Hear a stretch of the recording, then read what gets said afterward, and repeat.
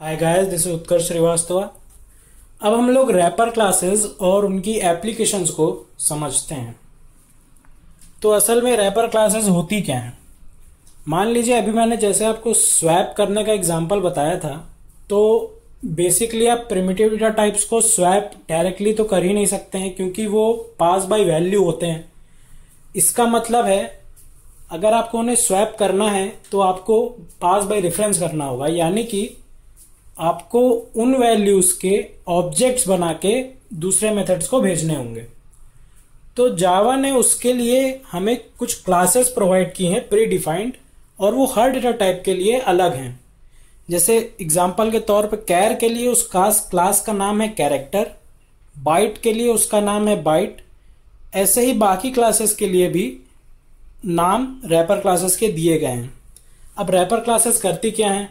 वैसे wrapper classes हैं तो क्लास ही, तो मतलब आप इनमें जो ऑब्जेक्ट बनाएंगे वो असल में इन डेटा टाइप्स की तरह ही होंगे, मगर वो असल में ऑब्जेक्ट्स होंगे। मतलब वो वैल्यू तो रखेंगे उसी डेटा टाइप की जिसको वो रिप्रेजेंट कर रहे हैं, मगर वो एक ऑब्जेक्ट की तरह मेमोरी में रखे जाएंगे। तो एग्जांपल के तौर पे लेते हैं, मैंने एक इंटीजर वेरिएबल बनाया इंट a इक्वल्स टू 5। तो ए जिस मेमोरी ब्लॉक को रिप्रेजेंट कर रहा है वहां पे 5 स्टोर हो जाएगा।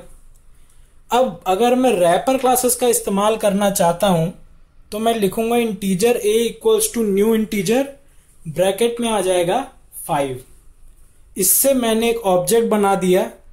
तो ए हो गया मेरा रेफरेंस वेरिएबल और एक मेमोरी ब्लॉक बन गया हीप में, जहां पे एक वैल्यू नाम का इंस्टेंस मेंबर होगा जिसमें वैल्यू आ जाएगी 5। असल में ये कंस्ट्रक्टर कॉल जैसा ही है, यानी ऑब्जेक्ट क्रिएट हो रहा है।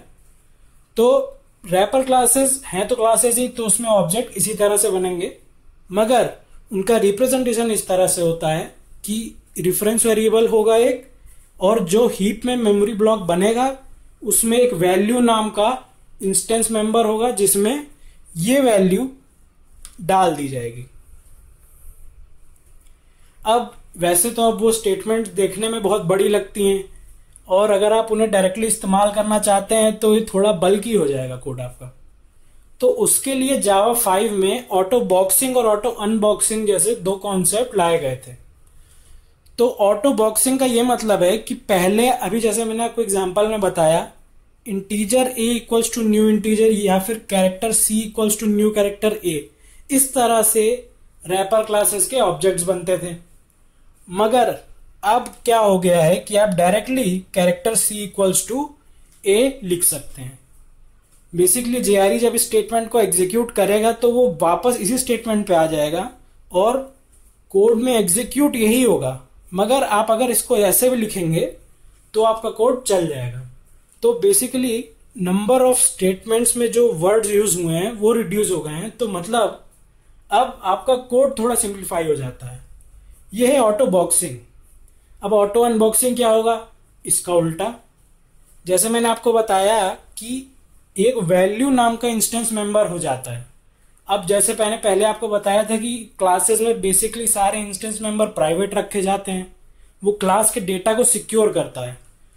तो उसको रिट्रीव करने के लिए रैपर क्लासेस, हर रैपर क्लास में मेथड दिया गया है जो इस टाइप का होता है।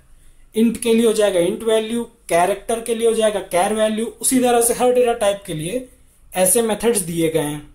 अब आप चाहते हैं कि आप जो रैपर क्लास में इंस्टेंस मेंबर, वैल्यू नाम के इंस्टेंस मेंबर में जो वैल्यू स्टोर्ड है उससे आप किसी बेसिक प्रिमिटिव डेटा टाइप के वेरिएबल में डाल लें अपने कोड में। तो उसके लिए पहले आपको ये स्टेटमेंट लिखनी पड़ती थी। जावा 5 के रिलीज से पहले वो स्टेटमेंट थी int X equals to A dot int value.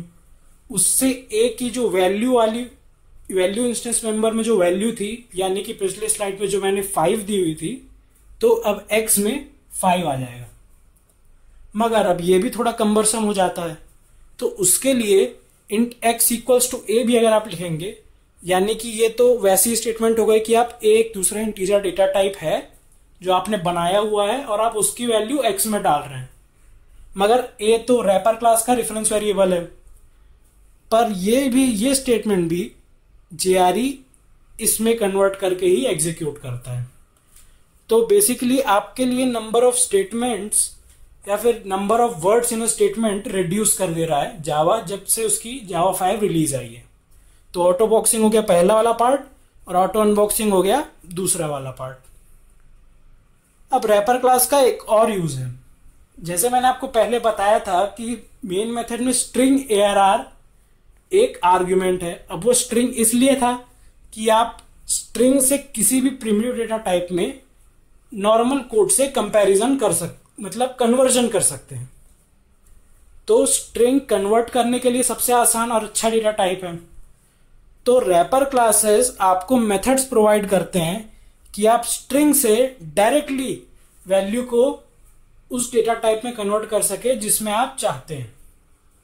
तो उसके लिए जो मेथड दिया गया है रैपर, हर रैपर क्लास में सेपरेट मेथड दिया गया है और वो मेथड है पब्लिक स्टैटिक। टाइप हो गया उस मेथड का डेटा टाइप। पार्स टाइप मतलब हो गया पार्स तो रहता ही है और टाइप वाला पार्ट हो जाता है उस डेटा टाइप का नाम। और स्ट्रिंग वैल्यू आप उसको आर्गुमेंट में एक स्ट्रिंग देंगे। एग्जाम्पल के तौर पे इंट के केस में ये मेथड इस तरह से लिखा जाएगा, public static int parse int string value. ये है वो मेथड जो इंटीजर रैपर क्लास में स्टैटिकली डिफाइंड है। अब इनको इस्तेमाल कैसे करना है, एग्जाम्पल के तौर पे मैंने फ्लोट वैल्यू दी है 123.89f। इसे मुझे फ्लोट वेरिएबल में डालना है पार्स करके। तो मैं कैसे डालूंगा, float x equals to float dot parse float और ब्रैकेट में वो आर्ग्यूमेंट्स आ जाएंगे। कैरेक्टर के केस में क्या करूंगा, character y equals to character dot parse char और आर्ग्यूमेंट में स्ट्रिंग भेज दूंगा एक कैरेक्टर की। तो इस तरह से हमारा रैपर क्लासेस वाला टॉपिक कंप्लीट हो जाता है।